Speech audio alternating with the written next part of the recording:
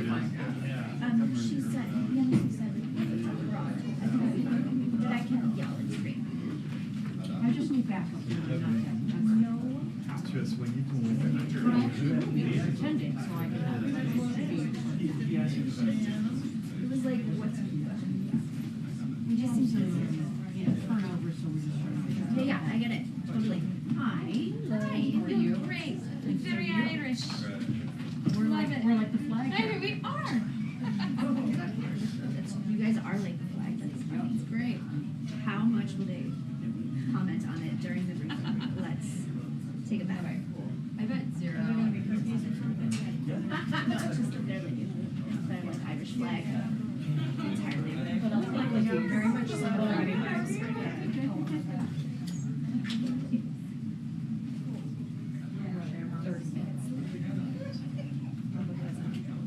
Right? The one blazer color I don't. That's the regular day. Every other day. Because of the background.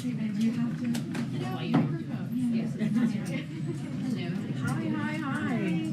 Afternoon. Happy Friday. Good afternoon, happy Friday. We've made it today, or this week, I should say.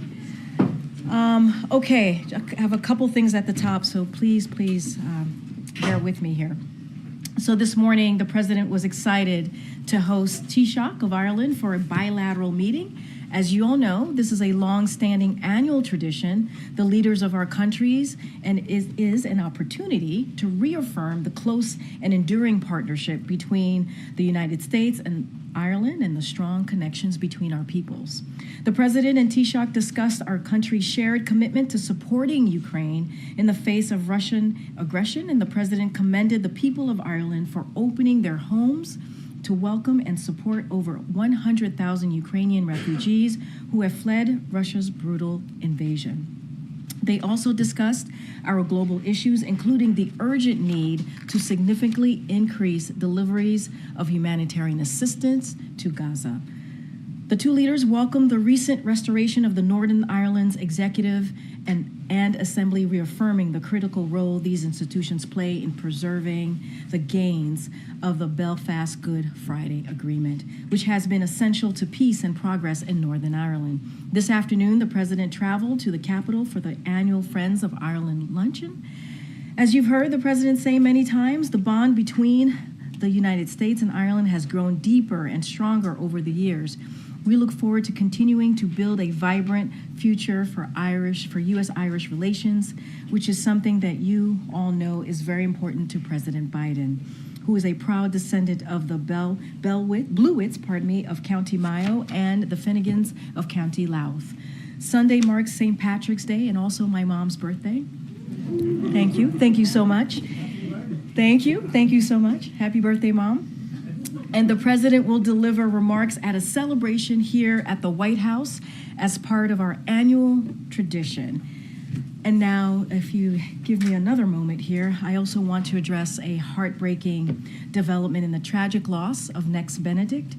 For parents across the country, and I know for many of you here and many of you watching, including myself, the cause of Nex's death was devastating to learn.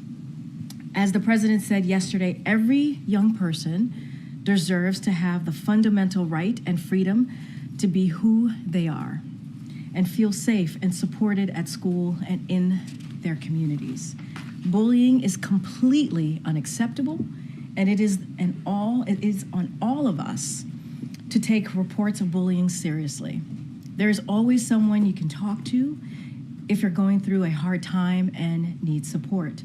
The president and his administration launched the 988 line to help, and we have a line dedicated to serving LGBTQI plus young people that can be reached by dialing 988 and pressing 3. I want to close by saying that LGBTQI plus young people across the country, you are loved exactly as you are, as the president has made very clear.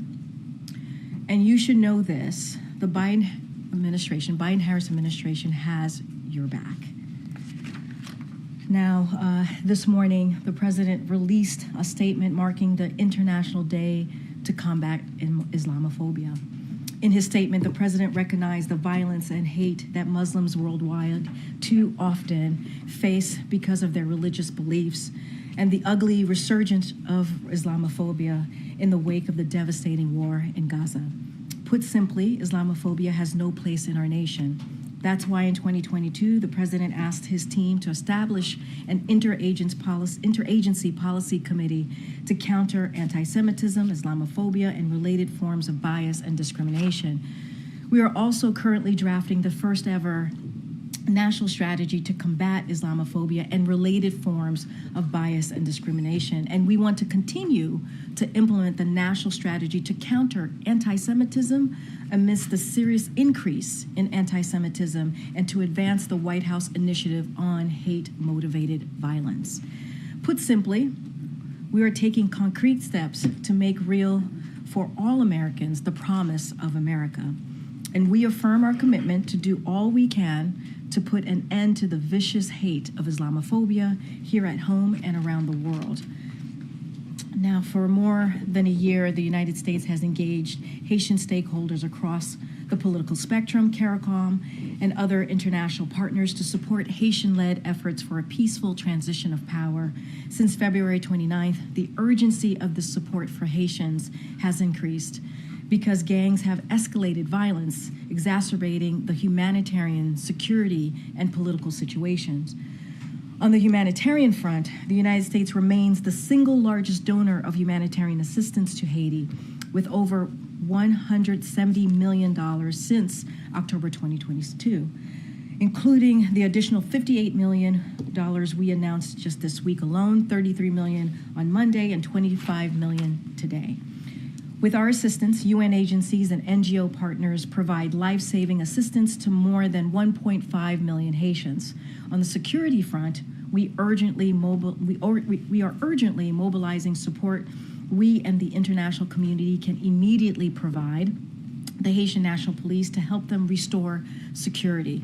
We are working expeditiously with international partners and Congress to expedite the deployment of the Kenyan-led multinational security support mission, to which we have contributed a total of $300 million to bolster the HNP's capabilities. That's the Haitian National Police.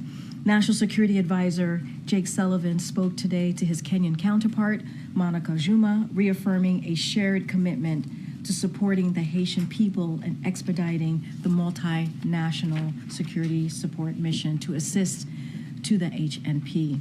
We have surged law enforcement resources to counter firearms trafficking, and the Justice Department has prosecuted those responsible for smuggling firearms into Haiti. On the political front, Haitians from across the political spectrum and segments of society, including religious leaders, business leaders, and civil society, made tough compromises, which resulted in a Haitian-driven declaration released by CARICOM just this week. That declaration outlined the contours of an inclusive, broad transitional presidential council. The TPC will name an independent permanent election council, which was dissolved in 2021. We applaud Haitians for creating a roadmap to establish a new permanent electoral council to support free and fair elections and strengthen its democratic institution.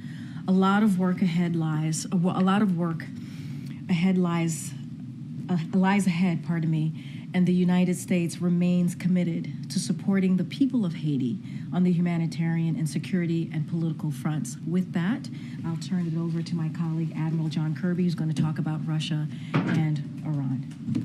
Thank you, Karine. As y'all know, we have expressed serious concerns from this podium that Russia is seeking to acquire close-range ballistic missiles from Iran to enable its brutal war in Ukraine. And that Russian negotiations to acquire those close-range ballistic missiles have been active, and they've been advancing. Today, I just want to call your attention to a joint statement released this morning by the United States and other G7 countries warning Iran not to go forward with the sale of close-range ballistic missiles to Russia. The G7 statement reads in part, and I quote, "Were Iran to proceed with providing ballistic missiles or related technology to Russia, we are prepared to respond swiftly and in a coordinated manner including with new and significant measures against Iran, end quote. So we're speaking with one voice here on this matter from the United States, Canada, Japan, the EU, France, Germany, and the United Kingdom. Now, shifting gears, next week, the United States will be sending a high-level delegation to the Summit of Democracy. That will be led by Secretary of State Antony Blinken. The U.S. delegation will also include senior U.S. government officials from the NSC, from USAID, and of course from the State Department. At the summit, being hosted by the Republic of Korea, we're very grateful for their leadership in that regard. The U.S. will host a high-level event on the misuse of commercial spyware, and this is a significant priority for the Biden-Harris administration. Our event will, for the first time, convene some of the most senior government officials around the world, with those from civil society, from the private sector, and even from those who have been directly affected by the nefarious effects of commercial spyware. We're looking forward to the conversations at the summit and to continuing the important work of strengthening democratic resilience worldwide. Thanks. Thanks. John, can you say anything more specifically on what possible sanctions would be levied? I'd heard maybe they were mulling flights. I don't know, banning flights. I know you're going to say no, but just if you can. No. All right, fine. No, I'm not. I mean, as you know, we don't preview sanctions, Colleen, but clearly we're looking at a range of options here, and without question, additional sanctions would be on the table of those options. What stopped Iran from going forward with ballistic missile sales to Russia already? Why the delay? What's happening? Well, I can't speak for the mullahs. I wouldn't do that, or for the supreme leader. We know they provided drones, not only drones, the drones themselves, but the ability to manufacture drones organically inside Russia. And this is a burgeoning defense relationship that we've been watching very, very closely. We've talked about it many times here. We haven't seen them move forward other than the negotiation process actively advancing, and we really wanted to set down a marker here for Iran and for Russia that there will be swift consequences for them to do that. What's in their calculus? I couldn't say, but this would be obviously not just really bad for the people of Ukraine, but also bad for people in the Middle East, because Iran's hoping to get something out of this too. It's not just about sales of ballistic missiles to Russia. They're hoping to get Russian military technology for themselves. Thanks, Admiral. Does President Biden want to see new elections in Israel and for Prime Minister Netanyahu to no longer remain in power? That's going to be up for the Israeli people to decide. So what about, beyond what he said in the Oval Office, did the President find good about Senator Schumer's speech? Well, the President spoke about the passion with which Leader Schumer made that speech. And the President said that he knows that those remarks, they resonate with many Americans out there. For our part, we're going to keep supporting Israel in their fight against Hamas. We're going to keep urging them to reduce civilian casualties, and we're going to keep working to get a temporary ceasefire in place so we can get the hostages back home with their families and more additional aid into the people of Gaza. The Netanyahu government says it has approved an operation, military as well as evacuating of civilians for Rafah. What is the administration's expectation about knowing what's in that plan? What comes next? What do you know at this point? We haven't seen it. We certainly would welcome the opportunity to see it. And as we've said, Kelly, we can't support a major offensive in Rafah that doesn't also include a credible, achievable, executable plan to take care for the safety and security of the more than 1 million Gazans that are seeking refuge in Rafah. To move in right now in a major way without a proper accounting for all those people would, as we've said, be a disaster. And so we're going to keep talking to the Israelis about this. Again, we if they've got that plan, we certainly would welcome the opportunity to see it. Thanks, Karine. John, you guys are issuing this warning to Iran 2 days after renewing a waiver that unlocked $10 billion in frozen funds. Don't you think Iran is paying more attention to the actions of this administration than the words? Can't speak for the mullahs or what they're paying attention to or not. Jackie, I would remind that this sanctions waiver is renewed or up for renewal every 3 months. It's a quarterly thing. It's a sanctions package that was actually put in place by the previous administration, by President Trump and his team, that allows for Iraq to be able to work its way off of Iranian energy so that they can keep the lights on. And we're continuing to work with our Iraqi partners about how to do that. But right now, they still are dependent for a lot of energy coming from Iran. And so we don't want to penalize the Iraqi people for efforts that they're still trying to get to wean off of that. And I would remind everybody, and we've talked about this before, I think 3 months ago we probably talked about this before. None of this money goes to the mullahs. None of this money goes into Tehran. The sanctions relief that is provided actually goes to vendors that provide humanitarian assistance to the Iranian people. So not only do the Iraqi people not suffer because of this, the Iranian people aren't going to suffer because of this. Wouldn't it be, though, the Iranian people who would suffer as a result of the teeth in the warning? I mean, you're saying you would suspend flights on Iran Air to Europe if Iran supplies ballistic missiles to Russia. I didn't say that. Press report said that. It's not, but it's not like, the Ayatollah flies commercial. I mean, that's the Iranian people would be the ones who'd be harmed by that if that comes to pass. It's also not like the regime and the IRGC are thinking this is some sort of windfall, like this is somehow gonna make a big difference in their support for terrorist networks in the region. I mean, they continue to support Hezbollah, Hamas, the Houthis. I could go on and on. That hasn't changed since 2018 when these waivers have been passed by this administration and the previous one. Wait, now hold on a second. So you're talking about one of the most heavily sanctioned countries on the planet, and we're still going to look at additional options if we need to. We've been nothing but clear and direct, and quite frankly forceful in pushing back on Iran's activities in the region. In the last 3 months alone, since the last renewal, you had an Iran-backed proxy kill 3 American soldiers in a drone attack in Jordan. The Houthis in the Red Sea firing anti-ship and ballistic missiles, suicide drones, commercial vessels and Navy ships. You had, 3 atomic bombs apparently could be built in Iran with uranium's been enriched to that extent. Blinken today addressing that very issue in Vienna, saying there's still an issue of the IAEA inspectors. I mean, what have they done in the last 3 months to justify another renewal of this waiver? It's a renewal that we go through every quarter. And it's really about not penalizing the Iraqi people and the fact that they're still heavily dependent on Iranian energy. But in the last 3 months, look what else we've done. We've gone after Houthi capabilities ashore. We've got a coalition of ships in the Red Sea protecting against Houthi attacks on shipping there. We have struck back and forcefully against some of these militia groups in Iraq and Syria. We continue to have sanctions in place. Significant sanctions on the Iranian regime for multiple reasons. They're protesters, they're going after protesters, the support for terrorist networks, their nuclear program. I mean, there's a lot of sanctions in place.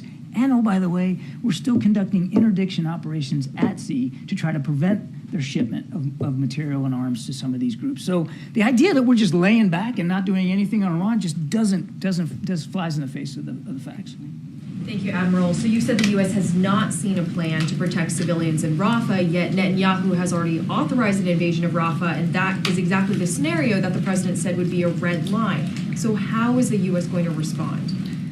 As far as I know, there's not been an operation in Rafah. What we've seen today is the Prime Minister's office saying that they have seen a plan that accounts for the operational aspect, the military aspect, and the evacuation aspect. As I said to Kelly, we welcome an opportunity to look at that plan. We still can't get behind a plan, and we won't get behind a plan that doesn't properly account for those 1.5 million refugees in Gaza who need a place to go where they can be safe from the fighting. Look, Israel has a right to go after Hamas wherever they are. We get that. We're going to continue to support their opportunity to do that. But as we've said 100 times, if not more, they have a special obligation as well to look after the safety and security of the innocent people of Gaza who are getting caught up in this conflict, a conflict that was started by Hamas. Does that signal a turning point in the relationship, though, that the White House has not been briefed on this? You still haven't seen a plan to No, protect not at all. No. And when you talked about the president saying the speech was good and you said Senator Schumer showed a lot of passion, did the president mean the substance of the speech was good, or he was just talking about the passion? I'll leave it at the president's comments. I wanted to, thanks, Karine. Admiral, I wanted to pivot to Haiti real quick. Okay. On Jake Sullivan's conversations with his Kenyan counterpart, Karine said there was a shared commitment. I wonder if you can expound on what that means in more tangible terms. And on the topic, the administration urged the speedy confirmation of Dennis Hankins. On the other side of that, confirmation, What are his next steps? When does he arrive in Haiti? What does that look like in the days coming forward? I'd have to refer you to my colleagues at the State Department to speak to the ambassador's travel plans, and I have no doubt that he's going to want to get down there as soon as possible and get started. I mean, he's obviously been eager to get confirmed, and we're really, really grateful that he got confirmed and he'll be in place. That'll make a big difference down there. But again, the State Department can speak to that. As for shared commitments, and I do believe Karine actually covered quite a bit of this in her opening statement. We have a shared commitment with the Haitian people, and certainly with the Haitian National Police, to make sure that they have what they need to better enforce security and stability in Haiti, which is being obviously torn asunder by these gangs and these criminal groups. We have a shared commitment, as Karine said, to see a political transition here that is smooth, that is credible, to a new government that can represent the Haitian people and to look after their interests. And of course, they just want the same as anybody would want. They want to live in peace and security. They want a future for their kids, and we want to help them from a political perspective get there. And then again, also Karine mentioned this, the multinational security support mission. We want to make sure we're continuing to work with our Kenyan partners about that. We want to make sure that the Kenyans have what they need to be effective and successful in this mission. And so we're talking to them and, of course, the Haitian government about that as well. Thanks. John, what is the White House view of the latest Hamas proposal, which is 700 to 1,000 Palestinian prisoners, including 100 hardened prisoners, in exchange for women, children, the elderly, and ill hostages?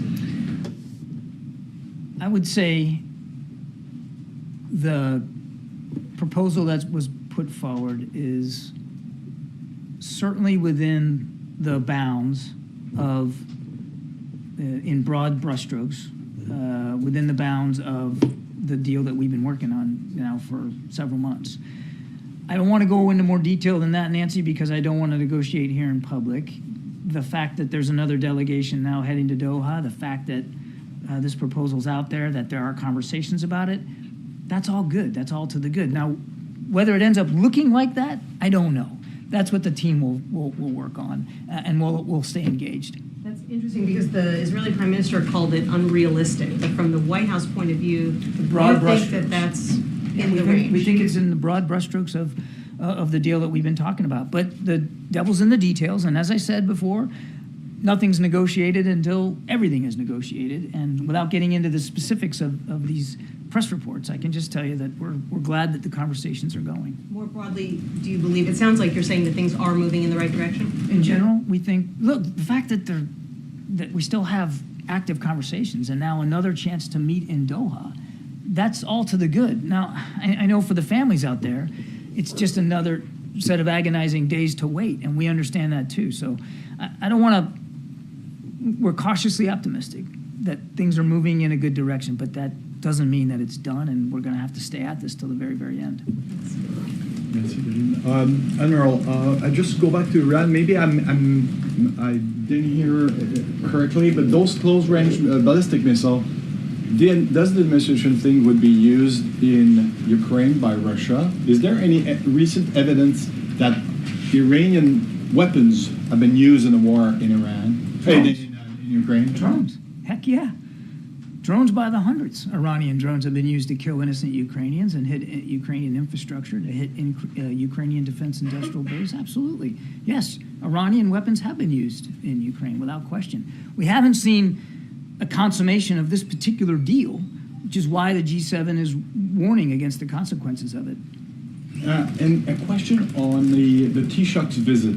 When he came out at the stakeout and he talked to us and he said, and I'm quoting, "None of us like the use to see the American weapons being used in the way they are. This is not self-defense, is it?" I don't know. We've talked about this before. Israel has a right to defend itself against a still viable threat by Hamas, a group that wants to do October 7th again and again. And we are continuing to support the Israeli Defense Forces as they go after that. How they go after that threat matters. And that's the context of the conversations that we've been having at all levels, including at the president's level, with our Israeli counterparts about how they execute and prosecute these operations. We want to see the right number of civilian casualties is 0. We want to see the numbers come down. We want to see the damage to infrastructure come down. We want to see more humanitarian assistance get in. It looks like Putin's going to win a new term. White House ready to? Shocked. Yeah. White House ready for another? It's going to be a real nail biter, isn't it? Yeah. Look, we'll watch this and monitor it and see how it comes out. I mean, the idea of free and fair elections in Russia is a misnomer, but we'll see what happens this weekend. Thank you, John. I have a couple of things for you. You just referenced meeting in Doha. I'm sorry if I missed this, but are you confirming that the U.S. is sending a delegation to Doha for the? We will not be participating in this particular delegation to Doha, but there is a meeting in Doha of the counterparts. Is there a reason that a U.S. delegation is not? We have been at this, MJ, literally every day. I mean, believe me, we're involved in all these conversations. The fact that we're physically not going to have a delegation there should not be taken as any kind of signal that this isn't a serious positive move forward. We think it could be. And has the White House asked the Israeli government to see its Rafah plans? We have made it clear to our Israeli counterparts that we would welcome the opportunity to see their plans. Well, it's a sovereign country, and these are their military plans, and certainly they should speak to them appropriately so. We're not interested in speaking for the IDF, but we've made it clear we would welcome the opportunity to see it. And just circling back to one thing you said earlier, does the U.S. think that there is an achievable and executable plan, to use your language, that guarantees the safety of civilians in Rafah before a major military incursion into the area? I think I kind of answered that already, though. I mean, do you think that's logistically and physically possible given how many people are in that region? I guess it would depend on the plan.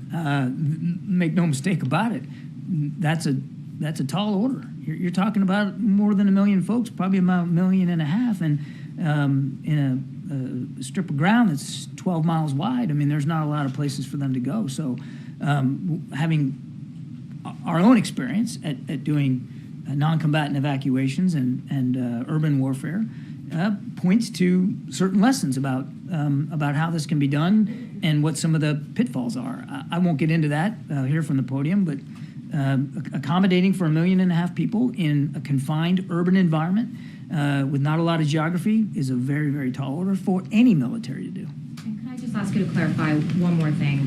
When the president used the red line language last weekend, was he saying that Israel going into Rafah, period, was considered a red line? Or did he mean Israel going into Rafah without a civilian evacuation plan in place, that would be crossing a red line? I'm not going to parse the president's words. Again, we've been very consistent, MJ, that we, the United States, can't support an operation in Rafah that doesn't include a executable plan for the safety and security of the 1.5 million Gazan refugees that are down there at Rafah. That has to be factored in and baked in and has to be accommodated. That's our view, and that the president was restating our view.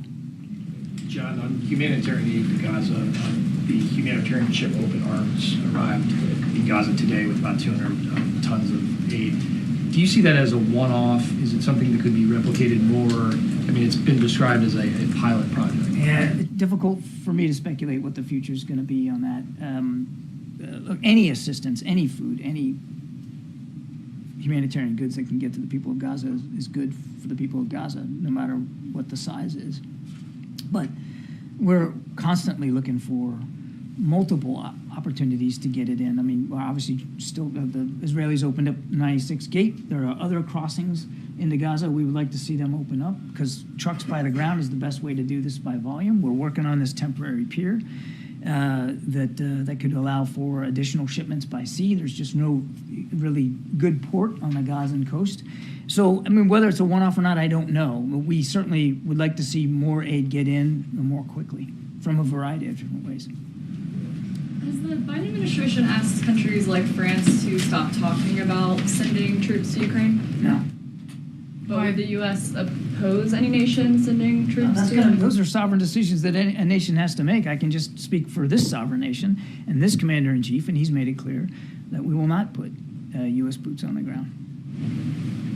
Thank you, Karine. Thank you, John. I have a question on Indo-Pacific and then Ukraine. So in Indo-Pacific, Fiji just decided to uphold the policing cooperation agreement with China. We know the Biden administration has been working with the Pacific Islands for a few years right now, but it seems that country is still cozy with China. Is the United States losing the competition over there? We don't ask countries to choose between us and China. They got to make their own decisions. These are sovereign decisions as well. We are deepening our partnership with Pacific Islands countries, and we're going to continue to do that across a range of capabilities, not just military or security capabilities, but each nation has to decide for itself. We are not asking people to choose between the United States and China. We have a bilateral relationship with China, which we greatly value, and as you saw in the fall when we went to San Francisco. Regarding the allies in the Indo-Pacific, we know Japan, of course, is a trustworthy ally. We're also seeing President Biden seems to opposing the Japanese company Nippon Steel to purchase the U.S. steel. So if Japan is not trustworthy enough to invest in the United States, who else is? The relationship with Japan is extraordinarily strong. It's one of the strongest alliances we have in the world. 5 of our 7 treaty alliances are in the Pacific, and that's a key one. And I think you're going to see it. You're going to see the power and the promise of that alliance in full flower here when Prime Minister Kishida comes for the state visit. There is an awful lot to talk about. President has also been clear about making sure that steel workers in this country know that he has their back, and he made his views known on this potential merger. But that doesn't take away one bit from the terrific relationship that we have now and will continue to have with Japan. Ukraine, at least 20 people were killed and dozens injured in Russian double strike on Odessa. What can the United States do to ensure Ukraine that needed air defense capabilities going forward, given right now the Congress situation? Your question should have been, what can the Congress do to ensure they can pass the supplemental bill so we can get critical air defense capabilities to Ukraine? Thank you, Karine. Vladimir Putin said that Russia is going to launch a nuclear power unit or some kind of a nuclear stuff into the space. So should the United States take it seriously as a serious threat, and are there any ways to deter Putin in space? I haven't heard that particular comment, so I can't. I haven't heard him. I haven't heard that actually been said. But just broadly speaking, your question is, do we take it seriously? Yeah, obviously we do. I mean, the nuclear rhetoric coming out of Moscow, not just from Putin, but from Lavrov and Peskov and others, is worrisome. And you have to take it seriously with a nation with that kind of capability. I would just tell you a couple of things. One, we monitor it very, very closely, and we've seen nothing that has caused us to believe we need to change our own strategic deterrent posture. All right, just a couple more. Thank you. Congress is still debating raising the cap on visas for Afghan allies, many of whom are still waiting to get into the country and waiting in pretty inhospitable places. What's the administration's position on the number of visas that the president wouldn't like included? Republicans are trying to keep it down under 4,000. And if they don't get this into the upcoming appropriations bill, is there a plan B? I think I talked about this a little bit yesterday. We think that by end of summer, we'll probably, at the rate we're processing SIVs, we'll blow through the 7,000 we have left, and we're asking Congress for 20,000 more. And we think that will really be able to help us get all those worthy SIV applicants safely out of Afghanistan. How hard is the president willing to fight for that 20,000 number? He has been clear since the beginning. We may have ended the war in Afghanistan. We never ended our commitment to our Afghan allies. He is 100% committed to doing everything he can, and the rest of the administration as well, on working with Congress to get those SIV visa allowances in place so we can get those Afghans back out of Afghanistan. Thank you so much. A question about the Houthis. They have warned that they will expand their operations and start attacking the ships taking the longer route, the one going around the Cape of Good Hope. So how serious is this threat in your view? And also, how actively is Iran supporting the Houthis right now? They're still supporting the Houthis. They're still providing all the capabilities. We keep working to degrade those capabilities, and we take those threats seriously. We have to. Thanks, Karine. Thanks, Admiral. There's a report that Israel is exploring using an international private security contractors to try and help protect international humanitarian aid going into Gaza. Is that something that the U.S. would support? First of all, that would be up for the Israelis to speak to about how they might want to help with the security of humanitarian assistance that comes in by sea and then further distribution inland. Again, that would be something for them to speak to. What I can tell you is that, as you know, we are already starting to move the first components of this temporary pier. It's called a joint logistics over-the-shore capability. And those are just starting to move from the East Coast over there. It's going to take some time to get in place. And while we have that time before they get to place, we are working with allies and partners, including the Israelis, about the details of how that temporary pier will be supported, how the aid that gets to the pier and gets to the people of Gaza, how that happens. All of that is still being discussed. We're not at a point where we have final answers for that. And then just to follow up on MJ's question, you said that you would welcome the opportunity to review this, but is it your expectation that you will get that opportunity to see this? We would welcome the opportunity to see it. Good, Phil. Thank you, Karine. This week, the Russian Foreign Ministry included Jeff Selden, a VOA reporter, in its latest round of sanctions. And earlier this month, the Russian Interior Ministry issued an arrest warrant for Washington Examiner columnist Tom Rogan, who is a U.S. citizen. What's the administration's response to this effort by Moscow to intimidate and target U.S. journalists? Sadly, it's consistent with the Kremlin approach to particularly journalists and the crackdown by the Kremlin on free speech and speech, in fact, that Mr. Putin finds offensive or inimical to his own selfish interests.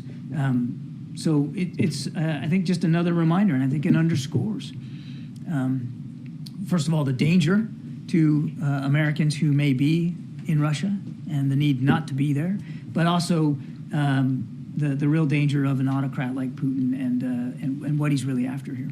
Thanks, sir. Raquel, you have the last question. Thank you so much, Karine. Hi, John. Two questions, John. One on the Russian election, including those that are taking place in Ukrainian territories. Which are illegitimate. Will the United States recognize these No, results? of course not. No. And on Haiti, as you were saying, the White House is ready to support the transition in Haiti. But how can the U.S. help with this transition, or how effective can be the help, the $300 million be effective when it's not even clear who is in control? Yeah. And is the White House concerned that the gangs could take over the country?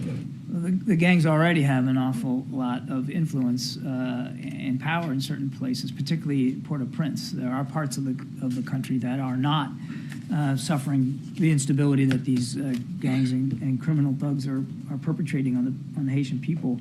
How much more? I mean, again, as Karine said right at the top, we're very committed to this, and we're going to stay committed to it. And we just announced another $25 million today in humanitarian assistance, and I suspect you'll see more coming from the United States.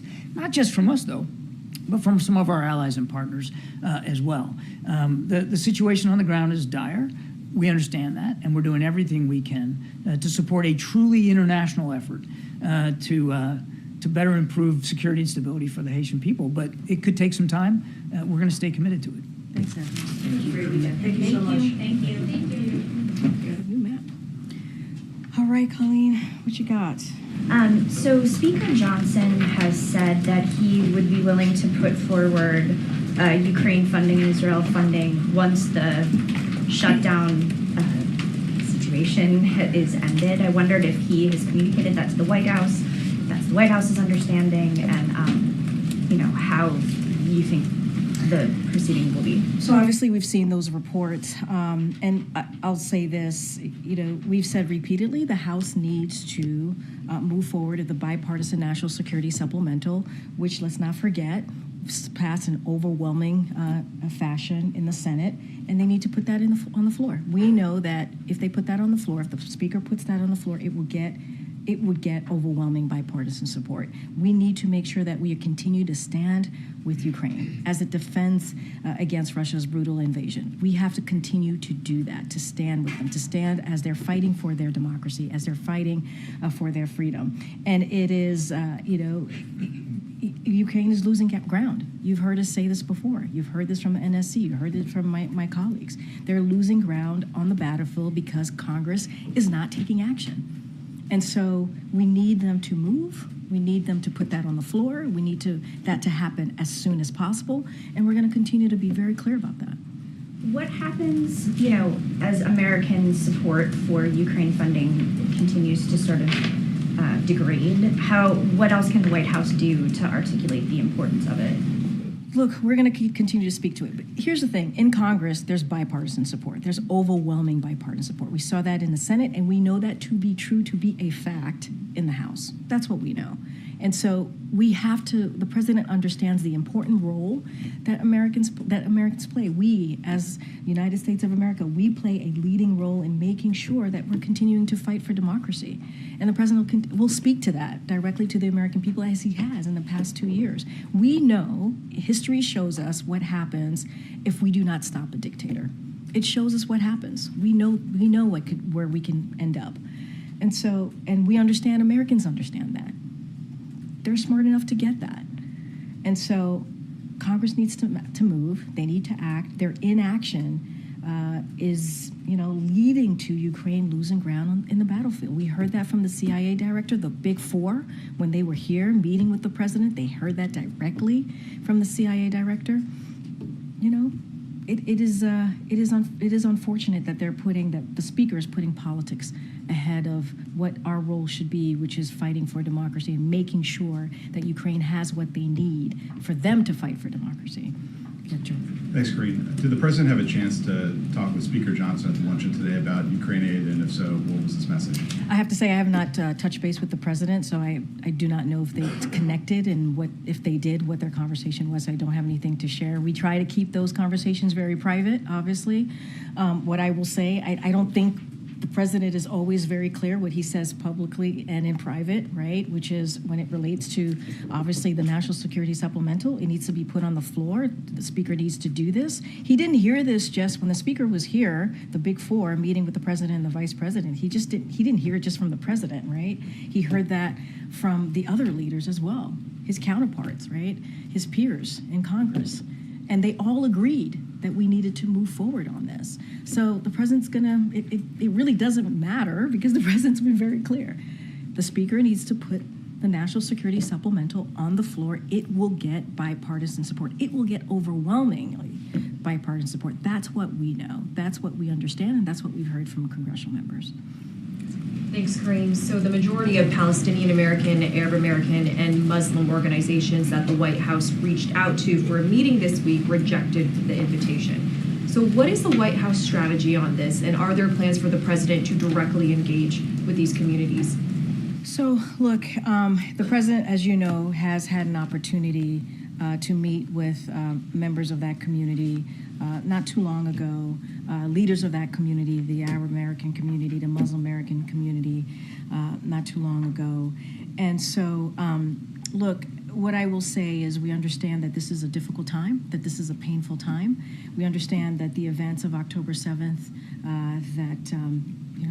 that killed more than 1,200 souls, right? Took more than 1,200 souls in Israel, and also took Hamas, the terrorist organization, also, as we know, took hostage more than 200 people. And what that led to, that war that led to, is incredibly painful. We understand that.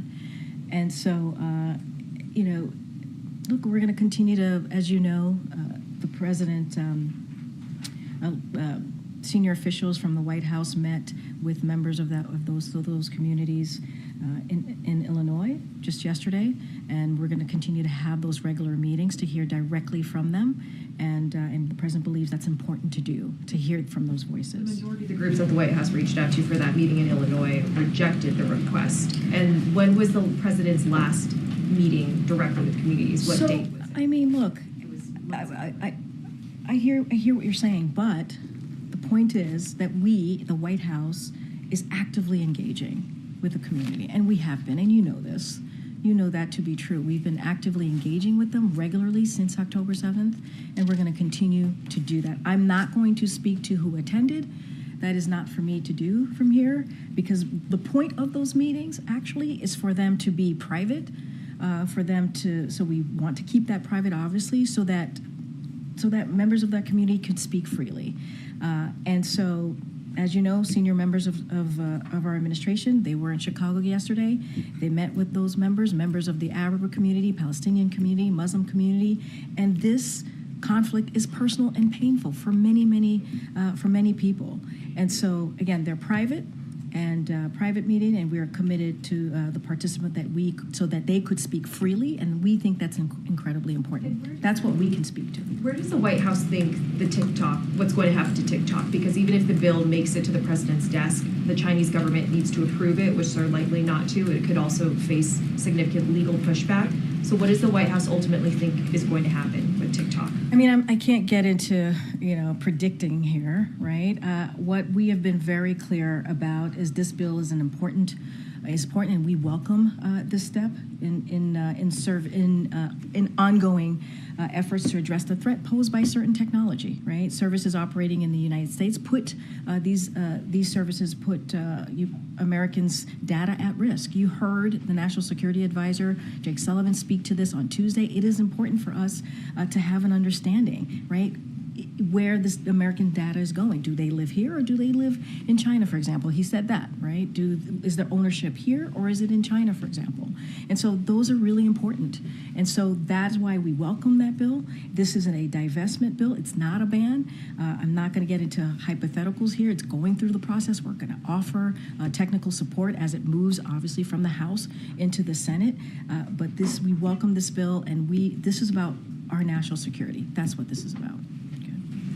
There was a settlement in the National Association of Realtors case that effectively ends the 6% commission. Say that again. Can you start at the top? There was a settlement in the National Association of Realtors case that effectively ends the 6% commission on house sales. Biden administration made a lot about fees and costs and consumer costs. Has the White House been tracking this case, and any reaction to the settlement? So I can't speak to the settlement. Obviously, you're talking about junk fees and how important it is that we... Yeah, I'm not calling this a junk fee. I'm just saying that you guys have been focused on consumer fees, consumer costs. Yeah. This is kind of in line with those things. We're seeing that effectively the 6% commission is going away. Look, I'm going to be very careful because I don't know much about this case, so I don't want to speak to this case, but I can speak more broadly to what the president has tried to do, right? He's trying to make sure that consumers don't get taken advantage of by corporations. He's made that very, very clear. That's why we speak to junk fees. That's why there's a competition council, and that's why we try to find out ways to save Americans money. We're talking about billions of dollars that Americans have to pay because of these junk fees, because we see cooperation not passing on their wealth, what they've been able to incur to the consumers. So look, it is very important. The president has always said he's going to stand up for Americans, and he believes corporations obviously should pay their fair share here, and not treat Americans like suckers. He has said that over and over again. And so I can't speak to this particular case, but obviously this fits in more broadly in what this president has been trying to do. On Biden's opposition to the proposed purchase of U.S. steel, wondering if his comments were as a citizen or as somebody, or a sign that he's going to use his authority to actually block the deal. Say that one more time. You wonder. I'm wondering whether Biden yesterday made a statement about opposing the U.S. steel purchase. Yeah. I'm just wondering whether it's more simply, is that a sign that he's going to use some executive authority to actually block the deal? So look, what I can say is this. When it comes to American-owned and operated U.S. steel companies, they're incredibly vital to our supply chains and our national and economic security. That is what you heard from this president when we put out a statement on this. And so, look, the president has always said he has steel workers back, and he's certainly committed to the iconic American steel companies remaining in America. This is why he's done the work that he's done to make sure that manufacturers come back to this country, that we've created more than 800,000 jobs, American manufacturing jobs. And so that's what the president's focus is always going to be, make sure that he puts Americans first here. Last question. A lot of bad headlines around Boeing. Some news today. Wondering if the White House thinks Americans should be concerned about flying commercial Boeing airlines. So, as you know, there are investigations happening by the NTSB, so I would have to refer you to them on the specifics as it relates, in this particular instance, to Alaska Airlines. FAA is also conducting its own investigation and an audit of Boeing. Look, we take this very seriously. The FAA takes this very, very seriously. But there's investigations happening.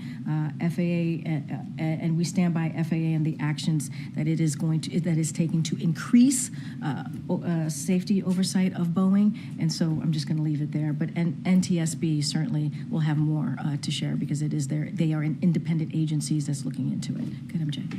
Following up on that, I know I've asked you this question in the past, but given the additional Boeing-related headlines recently, does the president still believe that it is safe for Americans to get on Boeing airplanes? So look, what our commitment is to make sure that we want to put the safety of Americans first, and that's what FAA is doing. So they are taking actions. We stand by those actions to increase safety, obviously, and oversight of Boeing, and I think that's important. There's investigations that's still continuing by NTSB, and also FAA, and so, we're going to do. The FAA is going to take the action to do what they can and everything that they can to make sure that it is safe and take those actions. I don't have anything else to share beyond that. Would he tell the American people, though, obviously there's a lot of concern right now and nervousness, that it is safe to get on a boat? I think what Americans should know is that FAA is doing everything that it can to make sure that Americans feel safe. They are taking the actions. We stand by those actions to make sure that there is increased safety, oversight of Boeing, and that's what the American people should feel reassured by, that FAA is doing everything that they can to make sure that we get to the bottom of it. Different topic. CNN reported yesterday that some Democratic senators have told the White House that there aren't enough votes in the Senate, including support among some Democrats, to confirm the president's judicial nominee, Adil Manji. Where do you think his nomination goes from here? Look, I'm not going to get into speculation. Obviously, the president put forth Manji because he believed that he was the right person for the job. He was, has the experience to get the job done on behalf of the American people. He certainly stands by his appointment. I just don't have anything else to share about how this is going to turn out, but certainly we support his continued process, and we think that Congress needs to move and make sure that he gets confirmed. Does the president himself believe that Mr. Manji was targeted for being Muslim American?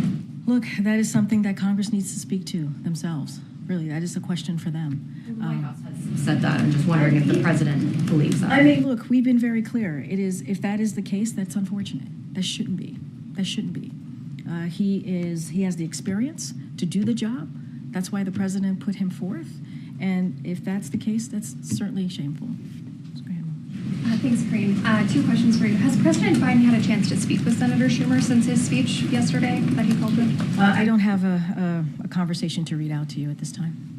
And following up on Selena, we reported a lot on a meeting that the president held with some Arab American and Muslim leaders in late October. Is there another meeting that the president himself personally took part in since that?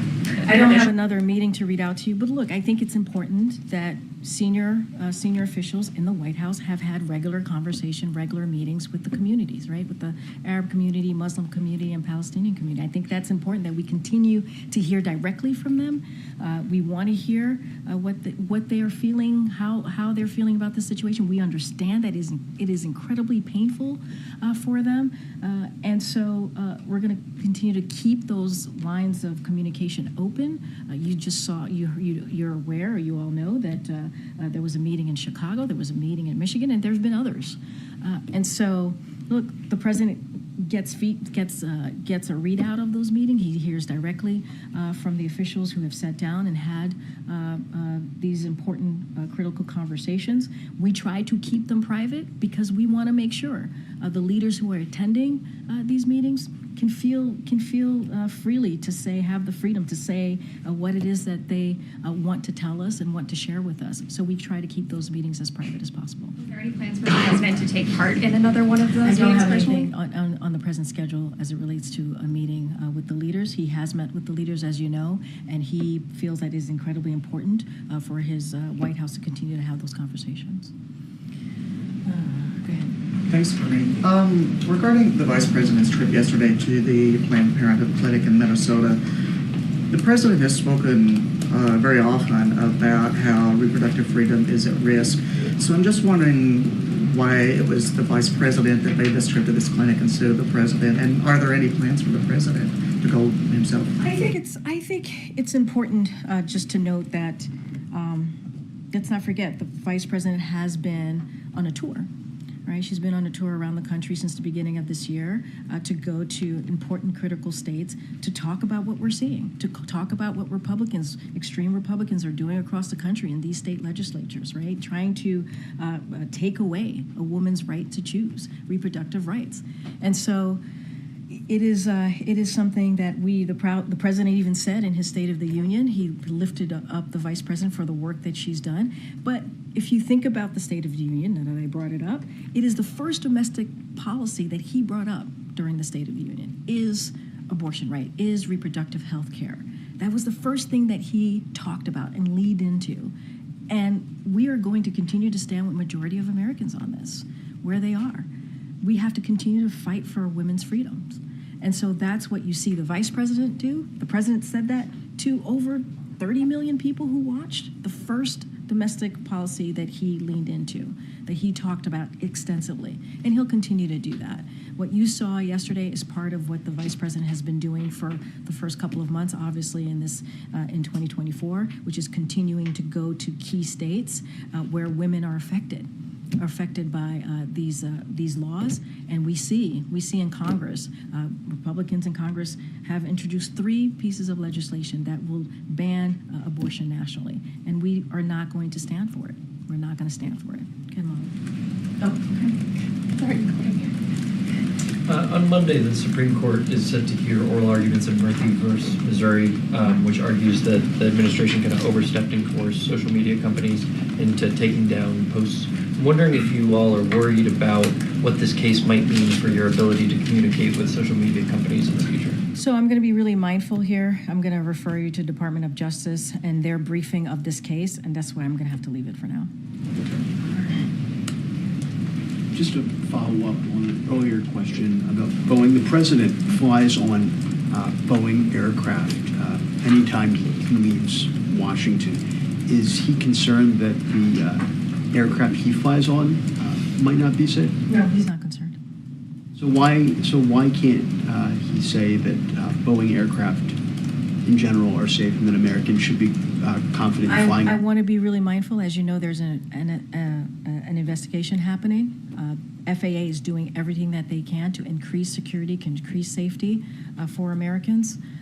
And so just want to leave it there. Obviously, this is a major priority for FAA to make sure that Americans feel safe. And so that's going to be his focus. Go ahead, Ed. Yeah, thanks, Karine. So Treasury Secretary Janet Yellen told me on Wednesday that she does not see a smooth path down for inflation. I'm curious, how bumpy a road will it be before we see all prices then fall? So just gonna reiterate a little bit of what she said here.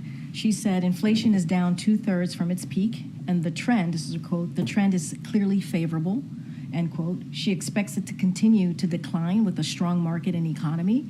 And I also want to remind you what caused inflation. We know that inflation was caused by supply chains that broke down because of the pandemic, Russia's war in Ukraine. We know that caused oil prices to skyrocket. Our economy was disrupted by so many ways because of the pandemic. That's what caused inflation. And so because the president took action very early on in his presidency to make sure that Americans got vaccinations and to make sure that we fixed and strengthened the supply chain, he took historic actions on oil so that gas prices could go down. And so we have an unprecedented economic recovery here that is important to note.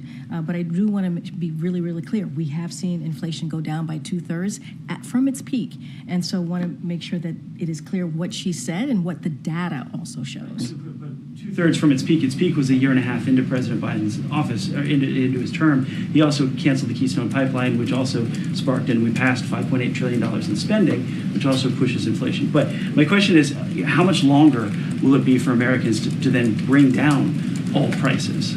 So look, because the president's unprecedented actions that he took as it relates to the oil, we saw gas prices go down, which is important at the tank to Americans across the country. And that was something that the president took really seriously because he knew what Americans were dealing with. He wanted to give them a little bit of a breathing room. And we have to also, you're a data guy, you pay attention to the data. The fact that it went down 2/3 matters.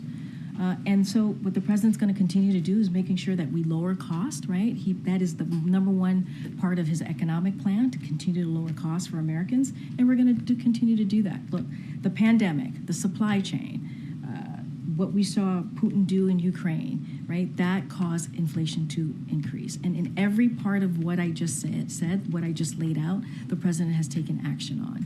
And so he's going to continue to do everything that he can to lower costs for Americans. Yeah. What does the president think about Senator Bernie Sanders' plan for a 4-day work week with the same level of income? So look, I'll say this: the president has a very good working relationship with Senator Sanders. We've been able to get some historic pieces of legislation done on behalf of the American people. We will review that piece of legislation. I don't have anything else to add from that. What about the press? Yeah. Thank you. I didn't hear you mention, someone asked about Adil Manji being nominated out of New Jersey. Is the White House doing anything specific to get him across the finish line, given his nomination has been pending for a while now? So we are in continuous conversations with members of Congress and their staff, and that's what we normally do. We think it's important to get him through, and we're going to make sure that that happens. And so we think it's important that happens. Has there been any personal appeal from White House staff or certain calls you can read out? I'm not going to get into specifics on our conversations with senators. Obviously, it's important. We believe it's important to get Manji through. We think he is more than experienced to have this role, and so we encourage the Senate to move quickly on this. Okay, thanks everybody. All right, see you next week.